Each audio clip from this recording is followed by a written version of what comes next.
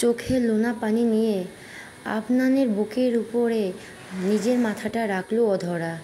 তারপর চোখ বুজে হারিয়ে গেল ওর অতীত জীবনের ঘটনায়। ভাবতে থাকলো কিভাবে ওর পরিচয় হয় আফনানের সাথে। ভাবতে থাকলো কেন আজ আফনানের এই দশা। সবুজ ঘাসে ঘেরা বাগানটির সামনেই সদর দরজা, আর দরজায় দাঁড়িয়ে আছে পূর্ণিমা আপু। বেস্ট অফ লাক অধরা, ভালোভাবে যেও। পূর্ণিমার পাশে দাঁড়ানো আলো আপু বলল, রাস্তাঘাট দেখে শুনে যাবে আর ভালোভাবে ইন্টারভিউটা দেবে, ওকে? ওকে আপু, তোমরা সবাই দোয়া করো। রাজিয়া বেগমের কাছে এসে অধরা বলল, আসি মামুনি, দোয়া করো। আসো মা, ভালোভাবে ইন্টারভিউটা দিও। সবাইকে সালাম দিয়ে অধরা ইন্টারভিউ দেওয়ার জন্য বেরিয়ে গেল। 25 মিনিট পরে অধরা দাঁড়িয়ে আছে একটা 8তলা ভবনের সামনে। AR group and industries office এটি। এখানে অধরা এসেছে চাকরি খুঁজতে। আজ ওর ইন্টারভিউ। অফিসের প্রথম সিঁড়িতেই পা দেওয়ার আগে ও মনে মনে আল্লাহকে ডেকে নিল। তারপর অফিসের মধ্যে গেল। অফিসের প্রথম তলাতে ইন্টারভিউর ব্যবস্থা করা হয়েছে। অফিসে ঢুকেই অধরা দেখল সারা অফিস লোকজনে ভর্তি। বাবা, এত লোক! কত লোক এসেছে এখানে ইন্টারভিউ দিতে, কিন্তু টিকবে তো মাত্র 20 জন। আর এই 20 জনের মধ্যে কি আমি টিকতে পারবো? ইস, ভুল হয়ে গেছে একটা। কোম্পানির MDর পিএর পদে জব করতে পারলে ভালো স্যালারি পাওয়া যাবে, সেটা ভেবেই এই পোস্টের জন্য অ্যাপ্লাই করেছি। এই পোস্টের জন্য তো মাত্র একজনকেই নিবে। আমি কি হতে পারবো সেই একজন? একটি চেয়ারে বসে বসে অধরা এই কথাগুলো ভাবছিল। তারপর হঠাৎ করে ওর ডাক পড়ে গেল। অধরা তড়িঘড়ি নিজেকে একটু গুছিয়ে নিয়ে ইন্টারভিউ রুমে গেল। রুমের দরজাটা খোলার পর, may I come in sir?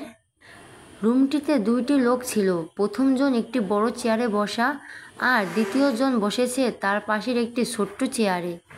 দ্বিতীয় লোকটি বলল, আরে আসুন। আসসালাম আলাইকুম স্যার।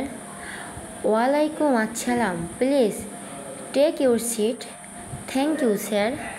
দ্বিতীয় লোকটি অধরাকে নানা প্রশ্ন করতে থাকে, আর অধরাও উত্তর দিতে থাকে। একটা সময় পরে অধরা মনে মনে ভাবল, ব্যাপারটা ঠিক বুঝলাম না। এই লোকটা আমাকে এত প্রশ্ন করছে, কিন্তু ওই লোকটা তো আমাকে কিচ্ছু জিজ্ঞাসাই করছে না, তাকাচ্ছেও না আমার দিকে। যখন দুজনই আমাকে পছন্দ করবে তখনই তো আমি চাকরিটা পাবো। বোঝা হয়ে গেছে এই চাকরিটা আর আমার কপালে জুটবে না। কথাগুলো ভাবতেই অধরার মনটা একটু খারাপ হয়ে গেল। মিস অধরা, কি হলো? Are you alright?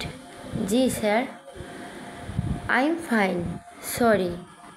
এবার প্রথম লোকটি বলল, আপনাদের সরি থ্যাংক ইউ বলা যদি শেষ হয়ে থাকে তো কাজের কথায় আসা যাক। দ্বিতীয় লোকটি বলল, অবশ্যই স্যার। প্রথম লোকটি অধরাকে বলল, আমি আপনাকে কিছু জিজ্ঞাসা করতে চাই। Can I? Sure sir. Miss অধরা, আপনি এই জবটা কেন করতে চান? স্যার, আমি নিজের পায়ে দাঁড়াতে চাই, নিজেকে প্রতিষ্ঠিত করতে চাই, আর এই জবটা আমাকে সেই সুযোগটা করে দেবে বলেই আমি আশা করছি। মিস অধরা, মানুষকে জীবনের এত আশা করতে হয় না। এনিওয়ে, তা আপনি কোম্পানির এই পোস্টটার জন্য কেন অ্যাপ্লাই করেছেন? আরও তো অনেক পোস্ট আছে এখানে, সেগুলোর জন্য তো করতে পারতেন। কোনো স্পেশাল রিজন আছে কি এর পিছনে? No sir. মিথ্যে কথা, সত্যিটা আপনারা জানেন। ওকে, আপনি কি এই পোস্টের সব কন্ডিশনগুলো মেনে নেবেন? কন্ডিশনের কথা শুনে অধরা একটু ঘাবড়ে গেল। কন্ডিশন? সরি স্যার, কিন্তু কিসের কন্ডিশন? আমাকে তো কোনো কন্ডিশনের কথা বলা হয়নি। কারোর পার্সোনাল অ্যাসিস্ট্যান্ট হতে গেলে তাকে কিছু শর্ত মানতে হয়।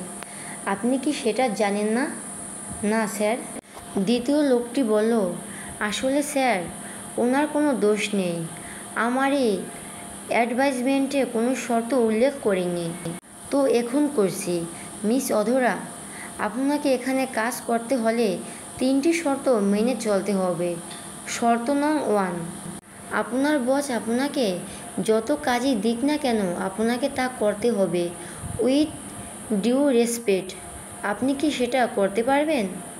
জি স্যার, ইনশাল্লাহ পারবো।